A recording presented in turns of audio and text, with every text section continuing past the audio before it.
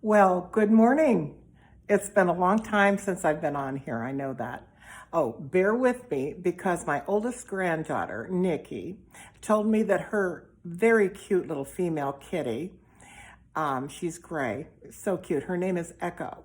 But anyway, Nikki told me that Echo enjoys watching me on videos too. So just bear with me a moment. Hi, Echo. Kitty, kitty, kitty, kitty. Hi, Echo. Hi, baby. Hi, Nikki. Anyway, thank you for indulging me. Yeah, you know how it is, family thing, that kind of thing. Well, the reason I got on here today, after such a long time since I was on here before, let me give well, there's several things going on here, but I needed to talk about it. Back when, like in the 90s, the church that I went to then, there was a pastor there, Pastor Bob. We were very good friends. And he was such an encouraging, humble man. And this is the little bit of background I got to give you so you understand something I'm going to say, a few minutes from now. Anyway, and I think I shared it on another video, but I'm going to condense it this time. Anyway, I was going through a lot, and it was like a Tuesday evening, and I was in my car, and it was pouring down rain out. It was dark, and I was crying. And I was talking to God, and I said, God, I feel like I'm on your hand here, and somebody is trying to come and take me off your hand, and there's nothing for me to hold on to there.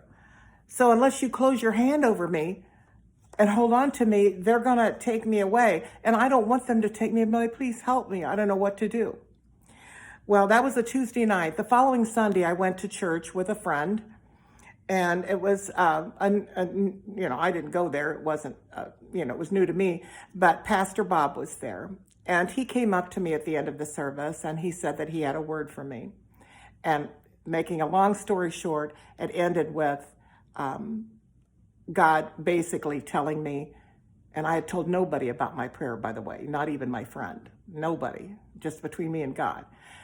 But basically, he said, God said to you that nobody can take you off my hand. You are mine. I will not let you go. Needless to say, that meant a lot to me. I mean, I was dissolved in tears. Obviously, it meant so much because I was going through a lot. Okay, just keeping that in mind in the background. Late September of 22, this is past September, and in October and November, I was going through a very difficult time in the way of depression. And I couldn't shake it. And I've been a Christian a long time, but maybe some of you are going through this. I don't know, but it was just this dark cloud surrounding me, and it was always there, and I could not shake it, no matter what I did. On October 30th, when I went to my church, which is Calvary Assembly of God in Maumee, Ohio, Pastor Chad Gilligan. Anyway, his teaching that Sunday was called Keep Running, basically keep running your race. It's in the archive there, by the way, if you'd like to look at it. It's really good. Anything he does is good. It's right on the money. Anyway, it really spoke to me that day, and I hardly ever go forward for prayer, but at the end of that service, I went forward for prayer. And I really felt God say, as soon as I get up to the front, close my eyes, I really felt God say to me, I have many things that I want you to do for me here. It's like, okay. I took that in. Well, that following week, with that in mind, I just kind of was probably around Tuesday or Wednesday of that next week, that following week, and I just kind of offhanded when I was sitting here by myself, I said to God, boy, it sure would be nice to have Pastor Bob around right now, because he always had some encouraging word for me when I was going through things. A day or two later, I had Alexa on. I have Alexa here, and I had her playing Christian praise and worship music, which I do a lot. And I was also going through my emails. And one of the emails was from a young man that I bought music from one time. And he occasionally puts out regular devotionals, and I don't always read them, or I didn't then, but I did this time. And one of the phrases in there was bolded in the email. It was in bold, and it says, I will live and not die to declare the works of the Lord. I will live and not die to declare the works of the Lord.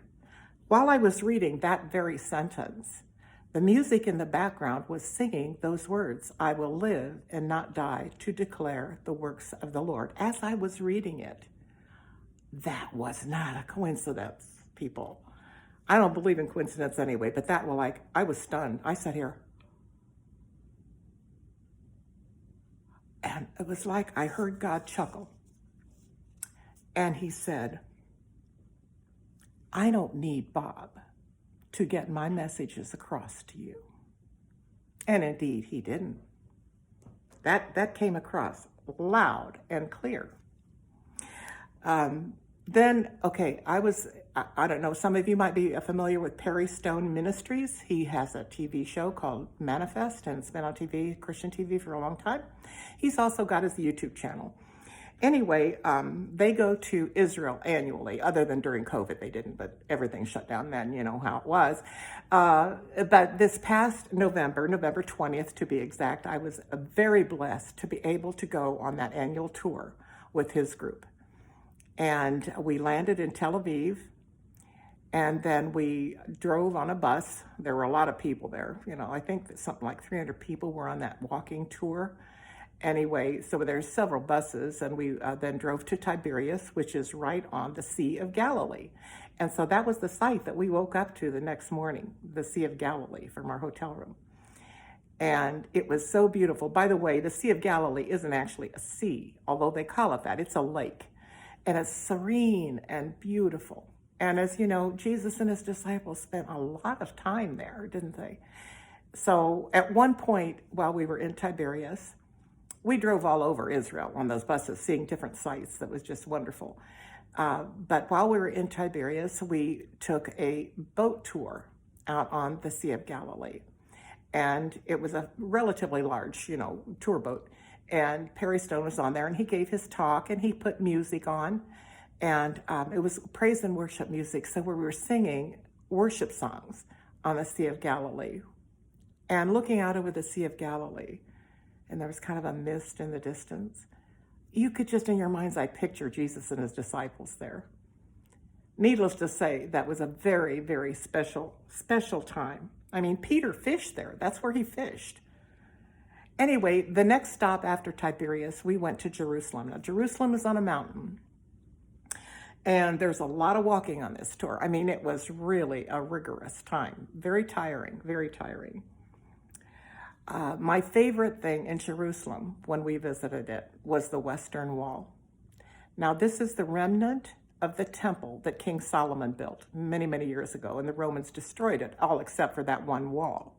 You've seen it on TV. It's a big courtyard, huge courtyard, stone. Everything's stone there. There's very few trees. There's olive trees, of course, and they make things out of olive wood. There's brush and stubble and that kind of thing, but it's really not a tree kind of a country, other than they've been planted in the last 10, 15 years. Anyway, so that being said, it's all stone. And there's a men's section to walk down to the wall to pray, and there's a women's section.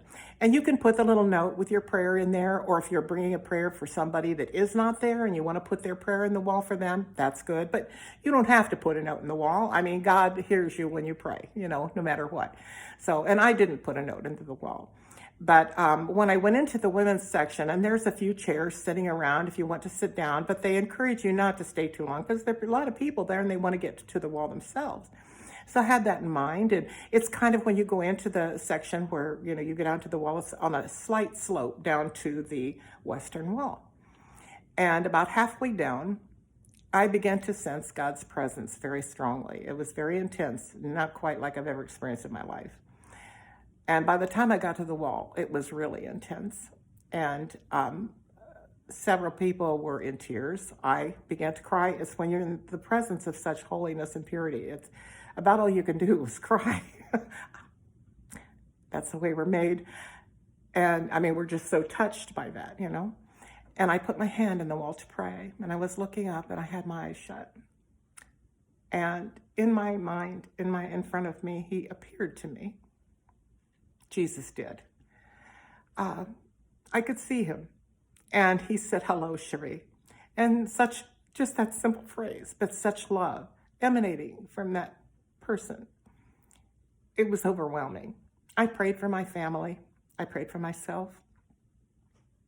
And as I was walking away from the wall, he said to me, I'm coming with you. And indeed, I believe he has. He has definitely done that. And they say about the Western Wall that, it was the Western Wall of that temple, and the Holy of Holies was there, the Ark of the Covenant, which contained the manifest presence of God. And they say that that is the closest, that wall is the closest you could get to the Ark of the Covenant, and that God's presence has never left. I did not know that before I went there. I read that afterward, and indeed, I believe that to be true. It is a sacred, holy place. So anyway, I don't know how many of you might be familiar with Akiane Kramerek. She is a child prodigy painter. She's adult now, but at 11 years old, she painted this picture of Jesus. Now, when she was 4 years old, she had a dream about Jesus, and this is what he looked like. By the time she was 11, she was able to paint it. Let's see if we can get that a little closer. You can also look that up online and find it there. Just look up Akiane. It'd probably bring it up that way, but Akiane Kramerek is her full name. Anyway, that was what he looked like to her in her dream. And then, if you remember, a few years ago, there was a little boy named Colton, and it was in Heaven is for Real. There's a book and also a movie of that. And this 4-year-old boy basically they say he went to heaven when he was on the operating table. And when he saw that picture that Akiane had painted, he said, that's Jesus. Apparently, that's what Jesus appeared to him like. Well, while I was at the Western Wall, that's what he looked like to me as well. Immediately, I was like, that was how he appeared to me. So anyway, one other thing that struck me as I was coming out into the courtyard area is just noticing all of the people there. I mean, there were, of course, the Hasidic Jews with their black garb and their hats and the little curly cues, here, and Muslims and their, whatever they're wearing, the hijab and all of that, just wearing a lot of different things there. People of all sizes from all over the world, and Western wear too, obviously, we were there. And it struck me again, God was pointing out how he loves everyone. Now, that sounds trite in a way because I already knew that, but I didn't know that. I mean, I really didn't. And that was even brought home to me. I watched The Chosen. I don't know if you guys watch it, but oh, please, you need to watch it. The recent scene of the Sermon on the Mount, where Jesus is preaching to the 5,000, he does the loaves and fishes thing and gives them all the food. The people there, this was and I was at the Sermon on the Mount, and when I was in Israel, on that hillside. But that is at the eastern edge of what would have been the Roman Empire at that time, the Decapolis, or 10 cities, Decapolis, 10 cities. That's what it means. And people from all walks of life and ethnicities would have been there. Not just Jews. For whatever reason, I always thought this was just Jews he was talking to when he did the Sermon on the Mount. But no, they were from all over. And that's just how it was at the courtyard at the Western Wall. And it dawned on me he loves everybody equally. Yes, the Jews are his chosen people because of the covenant with Abraham in ancient times. But he doesn't want anyone to perish. He wants all to come to him, including you if you haven't already. You're listening to this for a reason. Anyway, it was just an eye-opener. All people equally. And his love, there's just no way. It's so big. There's no way we can conceive of it. We can't. I can't, conceive of it. I really had no clue. And many of you have probably heard about this Asbury University in Wilmore, Kentucky, the revival that's going on there. And it's spreading. It's at Lee University, Samford. It is spreading, and I believe it's going to continue to spread. Well, what they're experiencing is like what I experienced at the Western Wall, the manifest presence of God. Oh, beloved, it's wonderful. I know I probably sound very silly, but I'm just beside myself. May it spread. May it come to where we're all at, so we won't have to travel a distance to go there. just spend time in his presence. I mean, you really don't want to leave. I heard an interview. A couple was on the radio when I was on my way to work last week, early in the morning. And she was saying, the wife was saying, they went to Kentucky. And going up the steps to the auditorium, Hughes Auditorium, I believe it is, she said, something at the atmosphere changed. You felt it. That's what I'm talking about. The manifest presence of God. And by the time she got inside, it was really heavy. And it's no wonder nobody wants to leave that presence of God, you know? I mean, think about that. Why would you? Why would you? She had also said that she and her husband a few years ago had been in England at, I don't know what revival it was that took place in the 1800s. And she visited that because it's, you know, a tourist site. And she said God's presence was so strong there, even still. I'm just like, wow, that's impressive. That shows how real it really was and continues, which also explains why God's manifest presence is still at the Western Wall and has never left. I do believe this is going to continue and spread. And you will notice along with it, Satan always gives a counterfeit to everything God does, either before or after it. It'll, like on the Grammys with that, I didn't watch the Grammys, I just saw a clip of that Satan worship thing, and right after that, the Asbury University revival starts. And all this stuff we're seeing in the skies, from spy balloons to UFOs, that sort of thing may just be continuing, that sort of thing. And I want you to not fear this, please. It's just, okay, first, 2 Timothy 1:7, and this is from the Amplified Bible. God did not give us a spirit of timidity or cowardice or fear, but of power and of a sound mind and of love and good judgment, a personal discipline, a calm and well-balanced mind, bottom line. Do not fear. Fear, false evidence appearing real, acronym, that's what it is. Do not fear. You know, do not fear appears 365 times in the Bible.